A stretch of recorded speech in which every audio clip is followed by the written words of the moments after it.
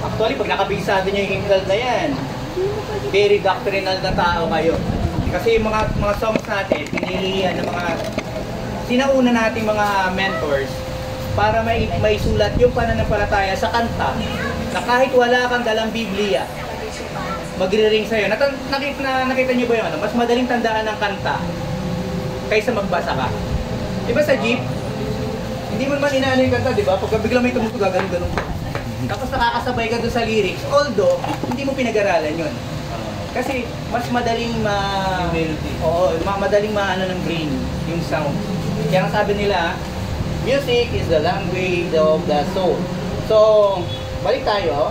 Nasaan na ba tayo? Ano ba pinag-aralan natin nung last week? Shaving plate. Heaven. Shaving plate. Rapture. Rapture na pala, ano? Natali. Di ba yun yan? Oo. So ngayon, bibigyan ko sa parang ano lang to. Parang introduction pa rin to. Pinaiksi lang natin yung magiging mangyayaring rapture. Pero pag napaprint ko yung illustration na ginawa ko na ano, para makita natin kung paano siya mangyayari in sequence.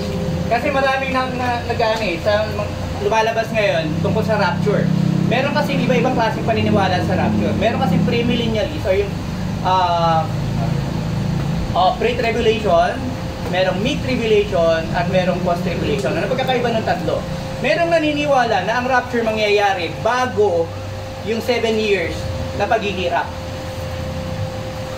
Meron namang naniniwala na mid-trib, may naniniwala na ang mga Kristiyano kukunin sa kalagitnaan ng paghihirap.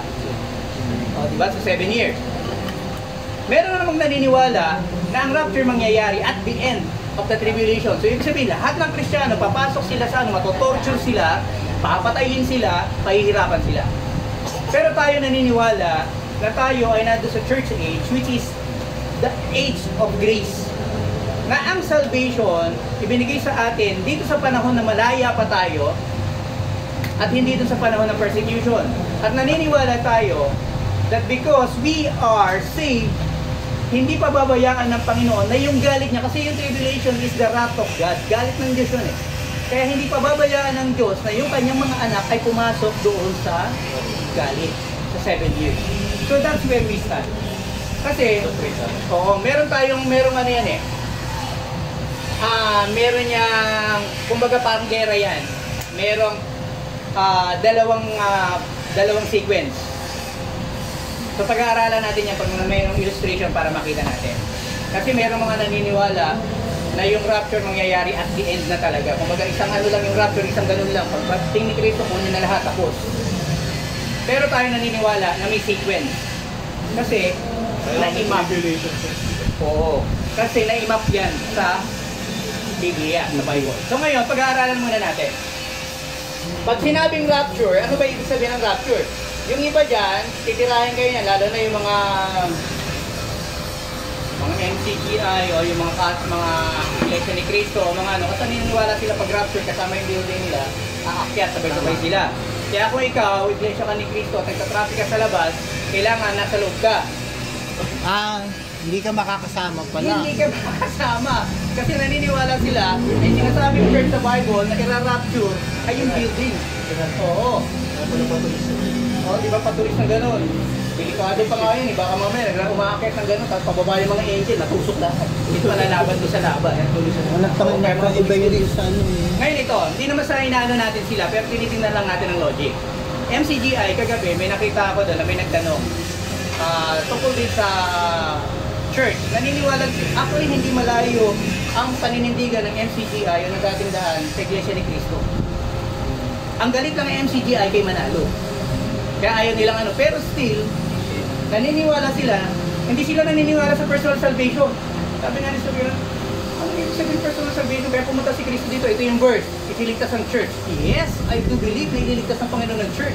Pero hindi natatapos yun doon. Kaya nga dapat natin pag-aralan ng whole counsel of God. Sabi ko, paano yun? John 3:16, John 1:12, diba? John 3:3. Lahat yun personal. Diba? Nung sinabi ng Panginoon, you must be born again, ibig sabihin ba lahat ng kailangan mag-born again sabay-sabay? Kapag ligtas ba ang tatay, ligtas ang anak, ligtas ang asawa, ligtas ang magulang?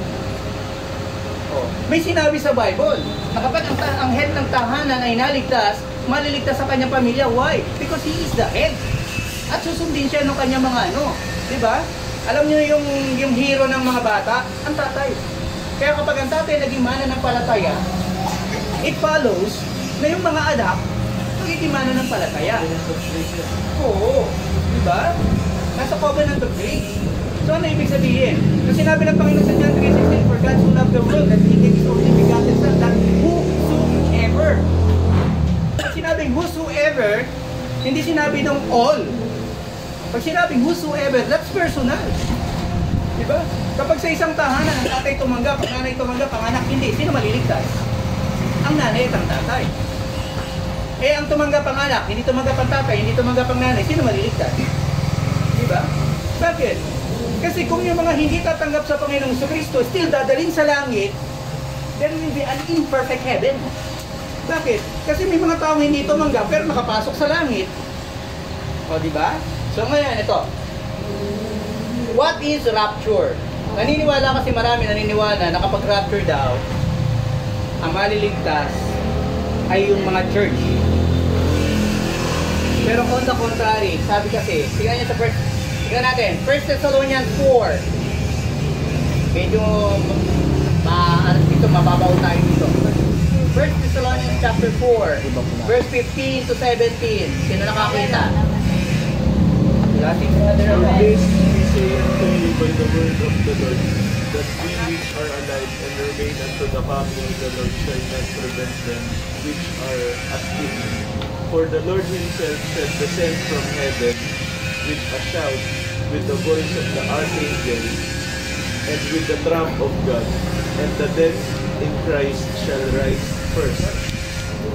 Then we which are alive and remain shall be caught up together with them in the clouds, to meet the Lord in the air, and so shall we ever be with the Lord.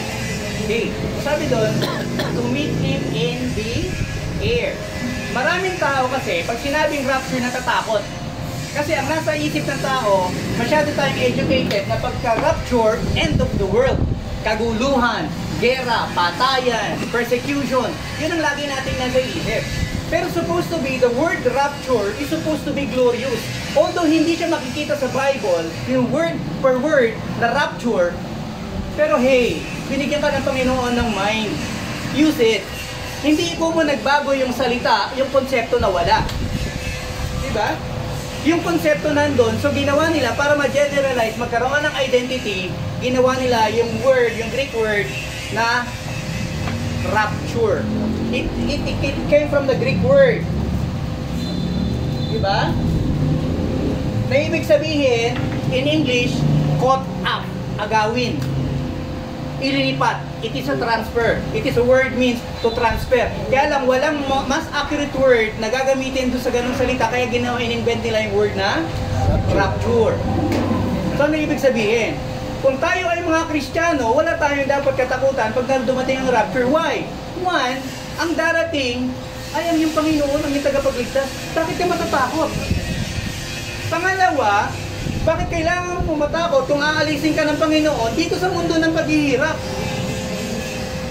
Hindi handa. O diba? Maraming hindi handa. Marami dito yung katulad ng asawa ni Lot. Aalisin sila ng angel sa parusa kasi susunugin ng Panginoon yung mundo, yung kanilang bayan. Ang requirement lang naman sa kanila no, don't look back. Huwag kang lilingon. Umalis ka. Ayaw pa nga nila, di ba? Kaya anong ginawa ng mga angel? Binitbit sila, palabas. Now look at this. Anong ginawa ng asawa nila? Marami nagsasabi, pero theory lang yon. Nagsasabi na kaya lumingon yung asawa nila kasi narinig niya yung boses ng kanyang mga kaibigan, mga kamag-anak na nasusunog. Kaya siya lumingon. Pero kung tutusin, kamag-anak mo man o hindi, pag narinig mo sumisigaw ang mga tao, mapapalingon ka. Pero kasi, the instruction is, huwag kang lilingon. Ano ang ibig sabihin? Ano yung mahalaga doon na matututunan natin? When the Lord says go, you go. When the Lord says don't look back, anong tinitingnan doon? Yung obedience. Ayaw ng Lord ng partial. Tandaan niyo sabi ng Bible. Kapag ikaw ay tawag doon, hindi, yung ano, yung maligamgam. Ang sabi ng Panginoon, isusuka ka niya. Hindi pwede sa Kristyanismo na yung kalahati mo Kristiyano, yung kalahati mo makamundo. Hindi pwede. Ang Kristyanismo means absolute surrender. Ngayon, pag sinabi ng Panginoon na it's time to go, it's time to go. Diba? Kaya dito sa rapture, pag sinabi ng Panginoon na aalis na tayo at pupunta na tayo doon sa dapat natin puntahan, which is heaven, it is time to go. Leave everything. Ano sabi ng Bible? Nakita niyo yung example ng Lord Jesus Christ? Yung mga apostles pala, mga disciples? May nagpaalam sa kanya, di ba? Panginoon, hayaan mo muna akong umuwi sa pamilya ko at ilibing namin yung aming patay. Hindi dito insensitive ang Panginoon. Sabi ng Panginoon sa kanya, ano sabi? Hayaan mo na magpatay maglibing sa... Hayaan mo ang patay ang maglibing sa kapapatay. Tanong, paano ililibing ng patay? Yung patay. Ano ibig sabihin? People without the Lord Jesus Christ are considered Patay. dead. Hayaan mo yung mga walang pananampalataya na katulad ng patay ang maglibing sa kapapatay. Kung susunod tayo sa Panginoon Kristo, hindi pwede na may mga reservations. Kanino ba ito? Hindi pwede na may mga reservations tayo. Diba? When we say faith, it means surrender. Kaya nga may repentance tayo. When you say repentance, it is a complete turnaround. Hindi pwede nagsisisi ka, pero yung nakalingon ka pa rin doon sa mga iiwanan mo. Bakit? Although may kasabihan mga Pilipino, di ba? Hindi lumingon sa pinanggalingan, hindi makararating sa paroroonan. Pero sabi ng mga pilosopo, ang lingon na lingon sa pinanggalingan, madadapa. Di ba? Yung bata, di ba, pag daladala mo, alaga na. Tapos lingon ng lingon, siyempre makita mo kinakaladkad mo na. Kala ko hinahabol ng pinag-utangan. Ayun, pag may utang, lingon na lingon. Actually nga, yung mga may utang, hindi lumiligon. Lalo pag nakikita na kaya. Diretso na. Oo, di ba? Nakita mo na matagal. Pag alam mo malapit. Di ba? Hindi makatingin sa mata. Kunwari, wala nang tinetext. Okay. So, ano ibig sabihin? Pansinin nyo rito yung ano. The meaning of the word rapture simply means ilalagay ka na ng Panginoon doon sa rightful place mo. At tandaan nyo, ano ba ang madadat na natin? Pinag-aralan natin ng mga nakaraang panahon, di ba? What is heaven? Ano ba yung promise sa atin ng Panginoon? Heaven. So, anong meron sa heaven? Nandoon yung aking mansion. Kung dito sa lupa, nangungupahan ako, what is there? Diba? Para pumigil sa akin na umalis dito. Bibigyan ako ng palibag. Yun nga lang pangakuhan ka eh. Diba? Ano, inaantay mo na talaga, ano? Katulad nung ano, may mga kasama ko dati sa ministry. Pastor, nakikita ko yung hirap mo. Bibigyan, nag-usap-usap na kami, bibigyan ka ng sasakyan. Alam mo yung pangako pa lang, bless the Lord. Kaya alam, huwag kayo mga ako, manunod kayo sa Panginoon. Until now, nagkariwari-wari na kami. Pero alam mo yung pag pinangakuhan ka, di ba? You expect. Ngayon, ang sabi ng Panginoon, in my Father's house are many mansions, and I go to prepare a place for you. Kung ako ay isang mananampalataya at tunay na sumasampalataya sa Panginoon, I'm expecting to enter my mansion. Ang tagal naman. Ngayon, pag sinabi ng Panginoon, huwag kang mag-alala, susunduin kita. Anong gagawin mo? You wait. Maghintay ka. Maghihintay ka na yung puso mo halos sumabog sa kasiyahan na pag dumating yung panahon na yun, sa papasok ako sa mansion ko. Pero ang ginagawa ng mundo, pinupuno tayo ng mga mentalidad na negatibo. Uy, nakita mo ba yung nangyayari sa Israel? Hindi ba science yan ng end times? The rapture or the resurrection o yung pagdating ng ating Panginoon, ikinokonekta nila sa end times. Wala yung pinag-iba. Nung pinag-aralan natin yung heaven, na ang mga tao ngayon nakakonsentrate, nakapokus sa itsura ng impyerno at hindi nakakonsentrate, nakapokus sa itsura ng langit. Diba? Na para bang ina-assume na lahat ng tao pupunta sa impyerno. Whereas, ang pinangako sa ating mga Kristiyano, papasok tayo ng langit. So why dwell dun sa thought of hell? Matakot ka sa impyerno kung wala ka pa nananampalataya at wala ka kaligtasan. Diba? Pero be glorious na alam mong papasok ka sa langit. At pagdating sa rapture, kasi dalawang bagay lang yan eh. In any way, papasok ka pa rin sa langit. It's either hintayin mo yung kamatayan mo or ipanalangin mo na Panginoon dumating ka na. Hindi ka makakaranas ng kamatayan papasok ka sa langit. Or, maghihirap ka sa ospital o sa deathbed mo sa bahay mo na naghihingalo ka at hihintayin mo na maputulong ka ng hininga bago mo makita mo yung Panginoon.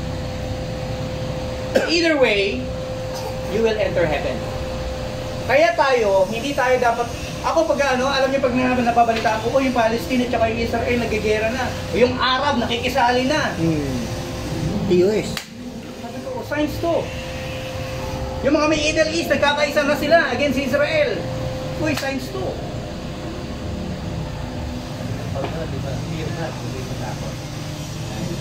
Tandaan niyo sa Revelation, sabi ko, but the people and unbelieving shall have their part in where? In hell. In the lake of fire. Ang mga Kristiyano, hindi tayo dapat maging fearful. We will be entering heaven. At ang sasalubungin natin ay nagligtas sa atin at nagbigay sa atin ng permit at nagbukas ng pinto ng gate na kalangitan para sa atin. Bakit ka matatakot?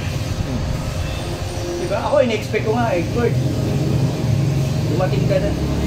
Alam niyo ang isang kinakabahan ako?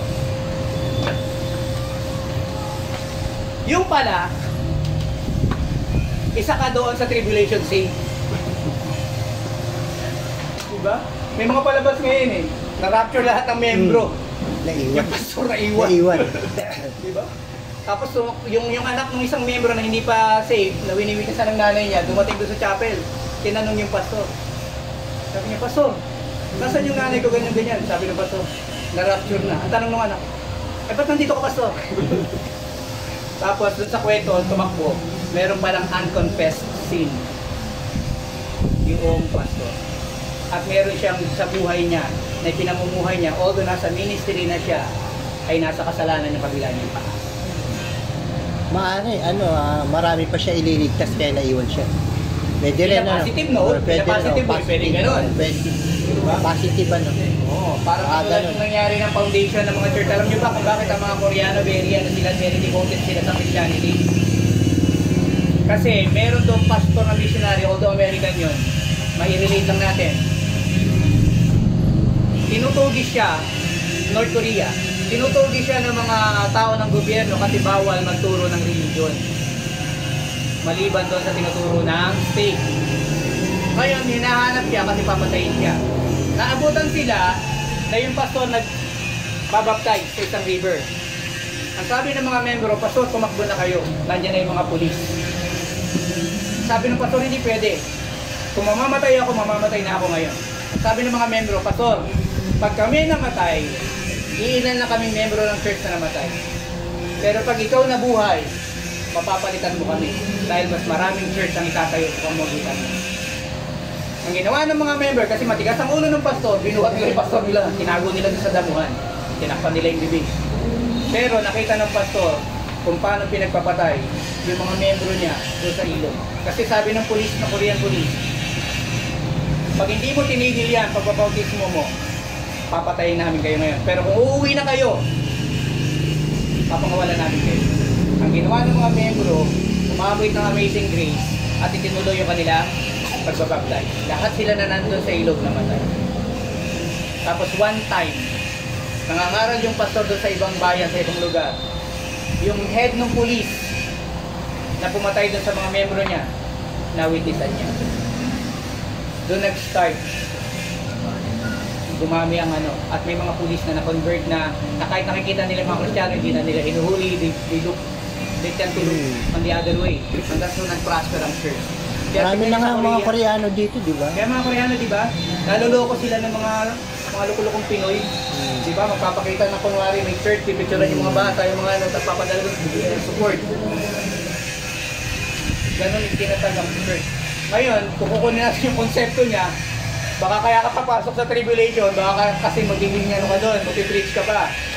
Kaya lang, ang hirap na dadaanan mo, torture.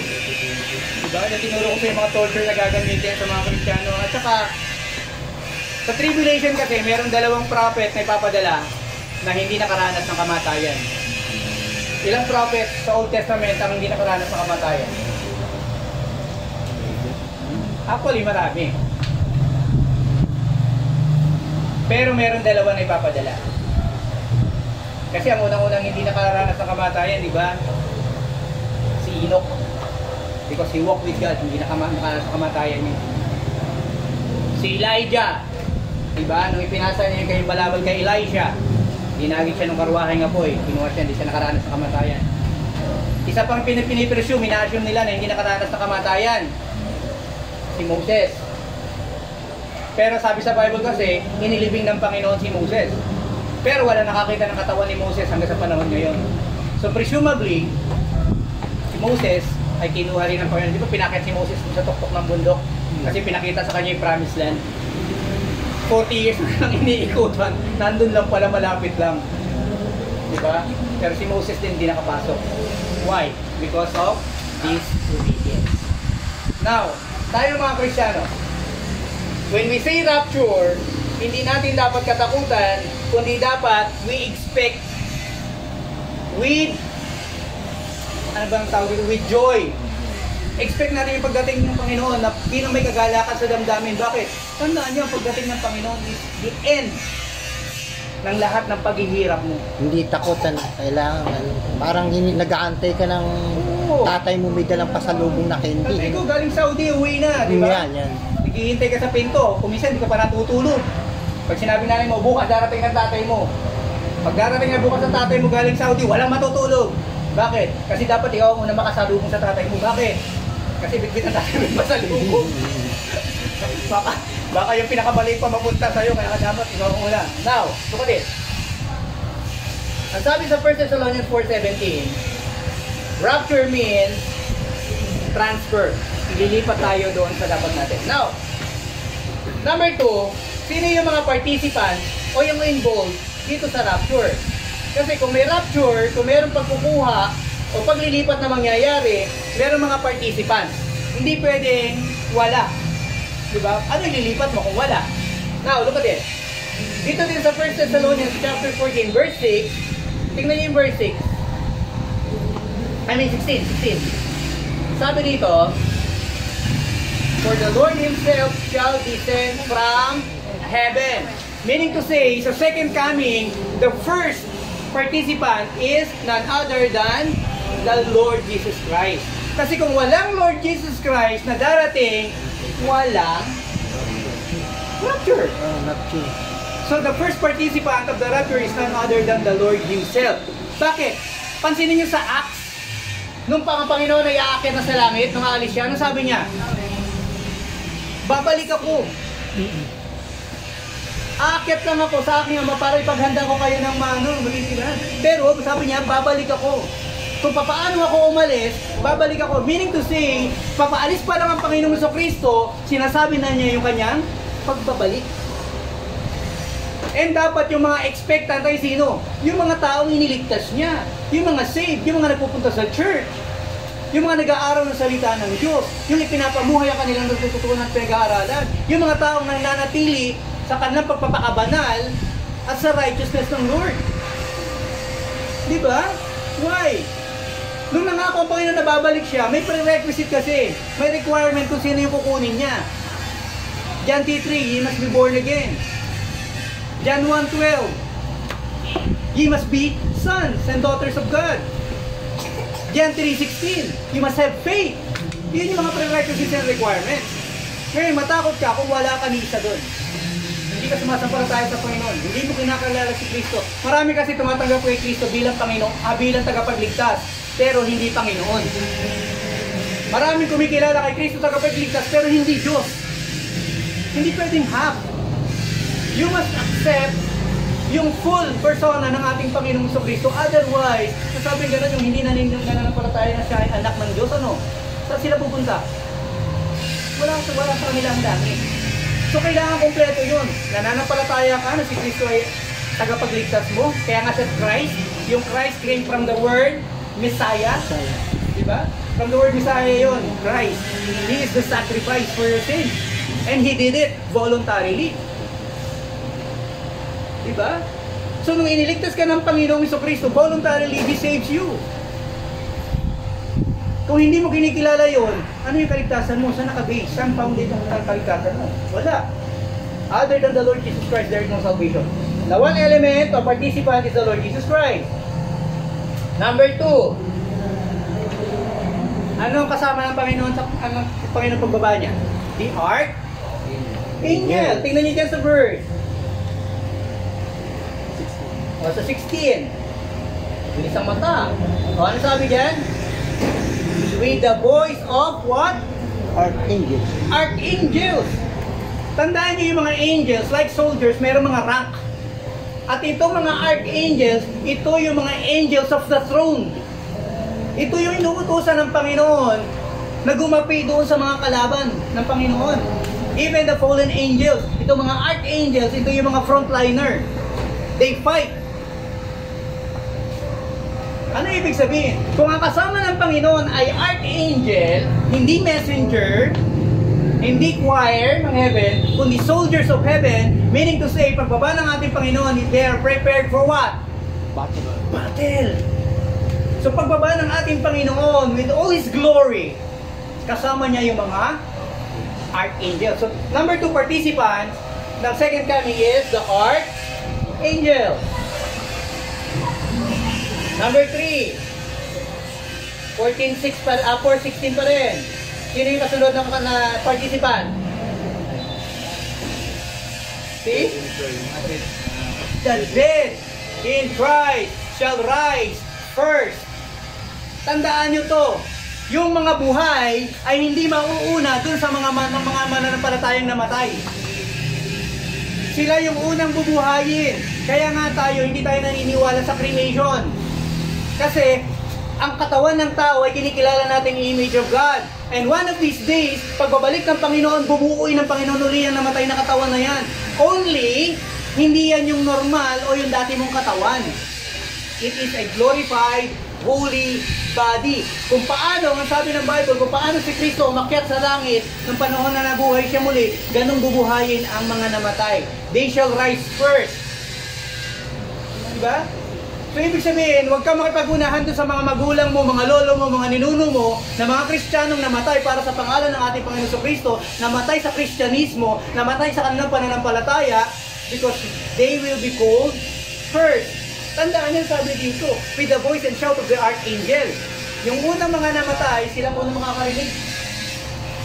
Kaya nakita yung mga tao ngayon, di ba sa Israel, may tumunog, may mga umingay na ganun. Naglabasan sila lahat sa bahay nila, hindi nila alam kung saan galing ang ingay. Marami natakot, marami na mangha, pero marami na excite. Siguro ito na yung boses ng anghel. Ano yan? The call for resurrection. Oo. The call for resurrection, tama. Kasi yung unang mga namatay, sila yung unang makakarinig. So the third participant ng second coming o ng rapture are the dead believers. Ang tawag natin doon, actually, ang Kristyanismo, ang tawag doon ay mga saints. Kaya lang, minulat tayo ng Katoliko, ng Catholicism, na yung mga saints ay yung mga ino-ordain ng papang mga namatay. Diba, Saint Benedict, Saint Peter, Saint ano, yung mga ino-ordain nila. Tapos yung ibang mga namatay, walang kalalagayan. No. Ang tinatawag na saints ng Bible are those dead believers. Those people who died in their faith are called saints. Ano ba ibig sabihin ng saint? Holy. Sino yung holy? Ito yung mga Kristiyanong namatay sa ng Kristyanismo. Kasi bakit? They were made holy by the Lord Jesus Christ. See? Nawala pa din. Kaya paano kayo wala yung All Saints Day sa All Souls Day? Oo, pinagwalay nila. Diba? Yung All Saints kasi para sa mga saints. Yung All Souls, para sa mga tawag doon, mga pulubi ng langit. Oo. Diba? Pero walang ganun. Kapag ang isang tao namatay sa Kristyanismo, namatay sa pananampalataya, they were called saints. Okay. So yun yung pangatlong participant. Yung pang-apat na participant, verse 17. Sino yun? Diba? Ang sabi ko sa inyo kanina, dalawang paraan makapasok sa langit, dalawang paraan masama sa rapture o ano, humarap sa iyong Panginoon. Dalawang paraan kung paano mo i-claim yung pamana ng Diyos sa iyo sa langit. Imagine heaven. Ako lahat ipagpapalit ko. Yung iba nga sabi kahit sa pintuan lang, sa hagdan lang ng langit. Pero lungkot naman ang buhay mo nun, lungkot ang langit mo nun, nakadalong ka sa hagdan ng langit, tinitignan mo sila lahat, naglalaro. Malay mo, ikaw tagalista, kaya mo pa doon. Pasok. Di ba? Lugi ka pa din dun eh. Nasa Hindi, pinto ka lang. paano pa, silip-silip ka lang. Tapos abutan ka ng pagkain. Tapos kumakain Checker sila ka ng eh. mga fruits ng Eh, nung binigay siya, checker ka eh. Kaya nandun ka lang sa pinto eh. Ayaw mo pa rin, nandun. Malamig pa rin doon. Di ba, pag binuksan mo yung mall, pag bukas, malamig yung ano. May Malamig duties ka pa rin doon. Kaya lang hindi mo enjoy yung bounty ng heaven eh. So ano, yung participant dito, ang pang-apat ay sino? We. Tayo mga nabubuhay sa panahon ng pagbabalik ng Panginoon sa Kristo, alam nyo mapalad yung mga nabubuhay na nasa pananampalataya, na hindi nagpapabaya, na hindi maligamgam o kalahati. Bakit? Kasi hindi sila makakaranas ng kamatayan. They will be translated. Magbabago into glorified body ang katawan mo. Yung bang naglalakad ka, bigla na lang nakita mo sa harapan mo, kasalubong mo na ang iyong Panginoon. Pero na hindi other time, hindi ka makakaranas ng pamatayan. Oo. Ito kung gusto nyong maging hero o i-test kung hanggang saan kayo tatagal. Ito yung mga tao parang di ba? Warrior type eh. Oh, kalahati ka. Kalahati pagsunod lang gawin mo ngayon. Pagdating na pumasok na yung mga tribulation. Kasi yung 7 years na yan, pag-aaralatan natin yung details yan doon sa diagram na gagawin ko. Yung 3.5 years is false peace. Pero yung peace na yon, hindi mararamdaman ng mga Kristiyano yon. Ang makakaramdam ng false peace na yan, ay yung mga fallen, yung mga walang pananampalataya. Bakit? Kasi kailangan mag-unite ang buong mundo. Sa paliwanag ko pa yan. Ano ba? False peace, peke? Peking kapayapaan. Ito yung klase ng kapayapaan na hanggang dito lang. Wala ng batas. Walang paghihirap. Wala ng gera. Diba? Pag pupunta ka sa wala ng racist. Hanggang sa dumating yung time na isa na lang ang nagdi-divide sa tao. Isa na gobyerno, di ba? Hindi na kailangan makipag-away ang Pilipinas sa China. Makipag-agawan sa tubig kasi mag-unite na sila. Hindi na kailangan ng US kumampi pa sa Ukraine o sa Russia o sa anuman kasi mag-unite na rin sila. All government mag-unite yan. Bakit? Kasi pagdating ng Antichrist, he will unite the world. Kasi tandaan nyo, ang hinihintay na tagapagligtas o na Christ ng Israel is a mighty warrior, mighty conqueror, parang si David. Noong panahon ni David, kinangker ni David lahat ng kaya ng lahat ng inapakan niya. Kaya ang iniisip ng Israel, ang darating na Messiah ay ganun makapangyarihan. At dahil Jew siya, kapag ang Jew ang nasa top of governance, ibig sabihin sila yung magkukuman sa buong mundo. So pag dumating itong false Christ na to, tandaan niyo kung paano dumating ang Panginoon sa Kristo, ganun din ang pagdating nitong Antichrist. Bakit? Kasi ang pagdating ng Panginoon sa Kristo, the 300 prophecies na tinupad ng ating Panginoon sa Kristo bago siya kinilalang Kristo, gagawin din itong Antichrist na to. And then itong Antichrist na to, magdideclare niya na let us unite. Ang nagdi-divide sa atin ay governance. Tatanggalin na natin ang mga barrier. Pwede ka pumunta ng states na walang visa. Diba? Pwede ka... Meron mga pagkakataon pag nasa langit tayo. Yung natin, nakikilala pa natin yung mga natin, meron parang tayong parang ganun na ito yung pinsan ko, ito taga China to. Katulad sabi niya dito, po, when the imperfection is caught up with the perfection, ano ibig sabihin? Yung brain natin, yung mentality natin dito habang buhay tayo, imperfect yan.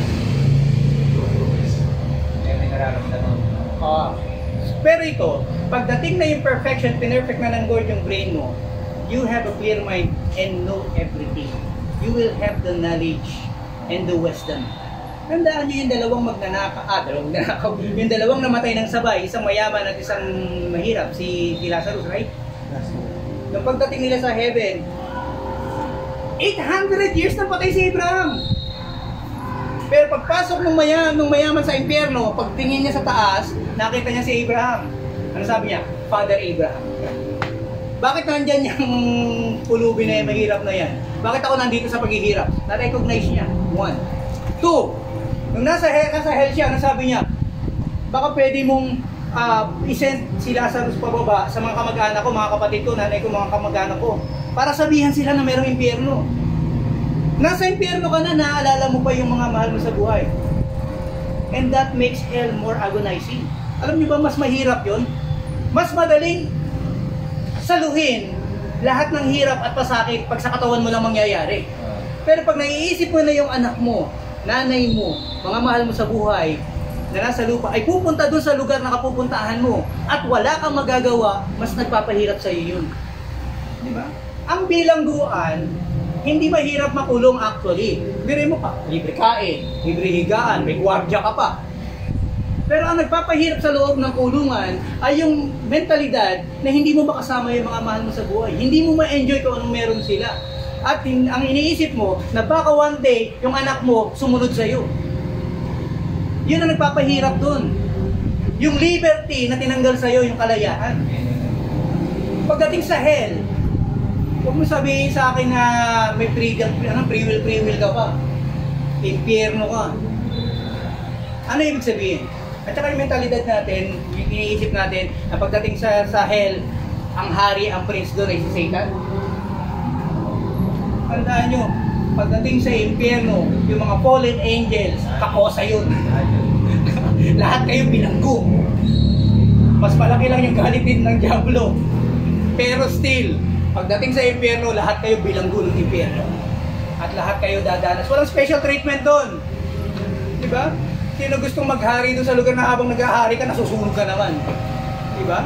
Tanong, magpatay ka na di ba wala na yung break sa physical naman?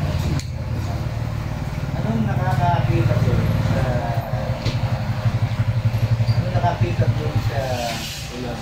kay Moses, kay Abraham, doon sa mayaman. Wala siyang brain. Yung brain sa body, na brain niya na natin sa literal body mo, wala na. Ito talaga yung nakakakita. Alam niyo sa totoo kasi, walang nakapag-define ng thoughts.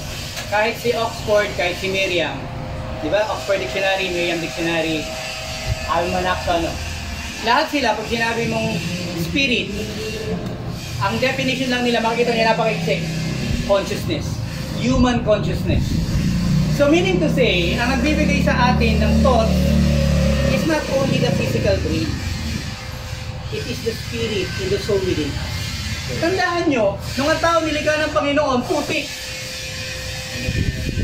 Diba? Walang hindi makagalaw, hindi makapag-isip, hindi makapag-decide. But then, hiningahan siya ng Diyos. Hindi nyo ba naiisip, bakit ang tao, kahit hindi mo pa nawiwitis at kapapanganak pa lang bata pa, pero meron na siyang consciousness na merong Diyos? Hindi mo tinuturuan ng bata, pero nagiging curious sila. Hindi mo tinuturuan tungkol sa langit, kahit ateista pa na lumaki yan, pero nagiging conscious sila, may langit ba? Saan pupunta? Bakit? Kasi meron silang spiritual consciousness ng kanilang pinagmulan. They have the consciousness. Pansinin nyo to. Sasabihin na naman ng iba, extra biblical ako. Napansin nyo yung mga artist? Nagkikreate sila ng mga artwork, mga sceneries, na hindi pa nila nakita. Pag tinanong mo, paano ba ito? Picasso, di ba? Yung mga magagaling na painters. Pag pinipaint nila yung, nakita mo yung mountain. Oo, yung imagination nila. Yung mga mountain peak, tapos may ano, tapos may mga painting pa, nakikita niyo yung mga painting nila, kahit sa India, yung mga ang tawag dito, mga ravenous o yung mga hayop na kumakain ng tao, no? Pero makikita mo ito magkakasama. Di ba? May tiger, may lion, magkakasama sa isang lugar, tapos may tao. Saan nila nakuha yun?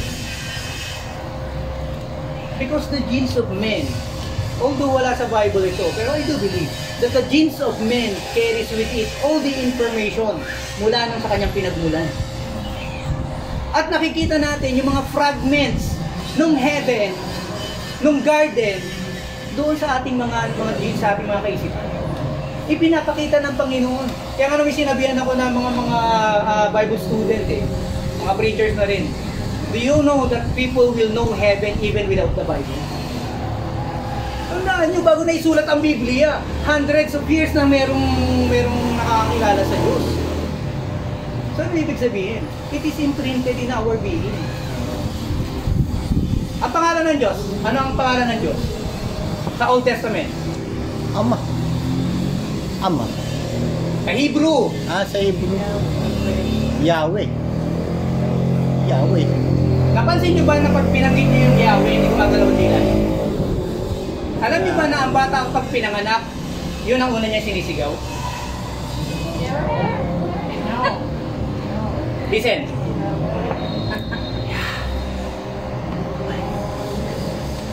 Inhale ka. When you breathe, you say the name of God. You see? When you breathe. Paano ginawa ang tao? Paano nabuhay ang tao? Paano naging animate ang tao? Hiningahan ng Diyos.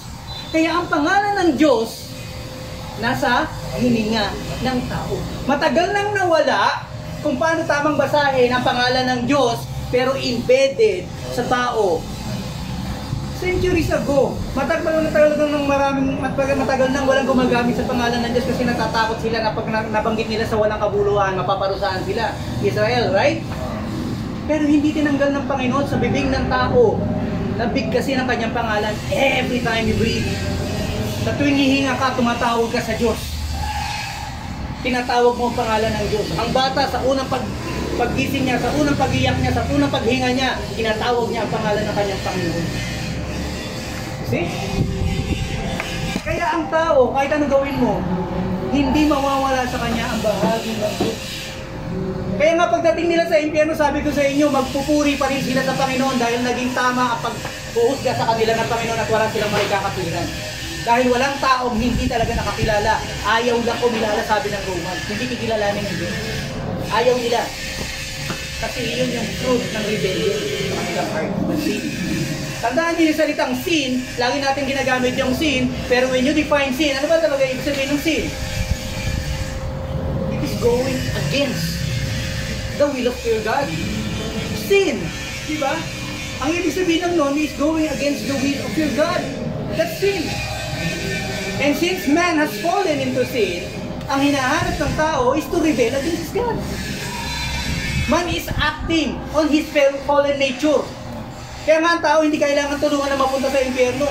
Kasi pag ang tao pinabayaan ng Diyos at hindi nagpakilala ang Panginoon sa kanya, automatic yun, you fall. Oh, the natural man, ang natural man kasi, ang natural destination niya is hell. Kaya tandaan nyo, huwag kayo maniniwala dun sa mga hyper na sinasabi nila, pag sinabi mo may pinilihan Diyos, hindi sabihin may pinilihan Diyos papunta sa langit, may pinili papunta sa impyerno. No! That's the wrong logic. Wrong premise. Tandaan nyo to. May mga tanong na incorrect grammar. Incorrect yung thought. Bakit? Parang ganito. Hindi tayo ng isang example. Ibig sabihin mo, ang Diyos ay pag-ibig. Diba? Ang Diyos ay pag-ibig, ililigtas niya. Pero kung ang tao ba ay magpapatuloy sa kasalanan, ililigtas pa rin siya. Napansin niyo yung contradiction? Tinatanong mo yung Diyos, which is holy, which is life, tapos sasabihin mo dito, na kung ang tao magpapatuloy sa kasalanan, ililigtas ba siya ng Panginoon? It is a contradiction. Nagtatanong ka ng isang bagay na magkakontra. Bakit hahanapin mo sa isang banal na Diyos yung kasalanan? So yung premise ng question mo, mali. So magiging sagot, mali. O tapos gagawin yung doktrina, gagawin yung panuntunan. Diba? Kaya walang naniniwala dun sa one save, always save. Alam niyo ba yung one save, always save? Ayaw paniwalaan ng marami? May nagtanong yan di ba yung patay yung anak ko? Tinanong doon sa pastor, Pastor, paano kung tumanggap ako ngayon, naligtas ako, nakapatay ako ng tao? Kung ang Holy Spirit ay pumasok sa iyo dahil nung tinanggap ng ating Panginoon sa Kristo at na born again ka na, bakit nag-aalala ka doon sa mga bagay na ginagawa ng lumang tao kung patay na yun? Bakit iniisip mo na magiging Kristiyano at papatay ka? Diba? Gusto mo nang humanap ng gusto mong humanap ng rason o ng dahilan doon sa mga ginagawa mong kasalanan. Dahil sa totoo, ayaw mo pantalikuran. So, in the process, kung titignan natin yung logic, yung sinasabi mong ligtas ngayon at pagpapatuloy sa kasalanan, eh, hindi naman talaga naging ligtas. So, dalawang bagay. Pag sinabing once saved, always saved, totoo yun. Kapag niligtas ka ng Panginoon sa Kristo, sabi ng Panginoon, wala nang pangalawang hain. Dahil wala nang Kristo na mamamatay ulit sa krus ng Kalbaryo. Isang beses lang yun. It's either tinanggap mo ang Panginoon sa Kristo ngayon faithfully, o nagdadahilan ka lang. O gusto mo lang tawagin kang may relihiyon. O gusto mo lang katulad sa sinasabi ng iba, magbawas ng kasalanan. Pero there's no such thing.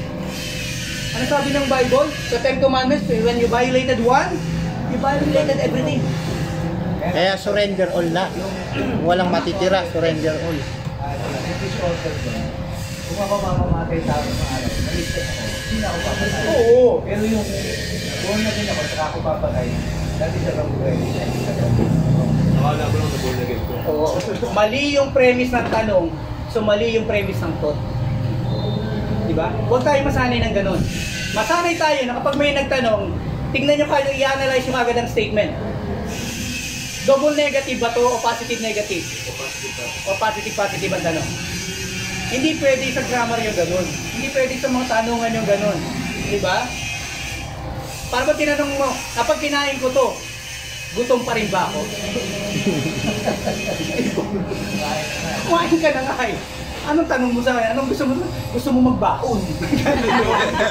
Kasi yun ang ano doon, yun ang sagot doon. Diba? Pag nagtatanong ka, na pag naubos ko ba ito, busog na ako, isa lang ibig sabihin nun, balot naman. Diba? hindi nakabusugan yung tinatanong. Hindi mo lang tatanong directly. Pero kung tutusin, mali yung premise ng Dinadivert mo yung sasagot sa gusto mong sagot. para bang naubos mo na yung pagkain, at saka sasabihin mo, hindi masarap. Pero ubos mo na. Ay, pag mag-aalo ka, ayaw mo nito, di ba? Ayun, negative ano yun? Diba? Positive yung thought pero negative, double negative. Ayaw mo nito? Ang totoo, ayaw mo magbigay. Nagbabalat kayo ka na ng kunwari gusto mag-share. Okay? So ito, ang participants, ilang minuto pa tayo ito? 13 pa, 13. Meron ba tayong ano eh,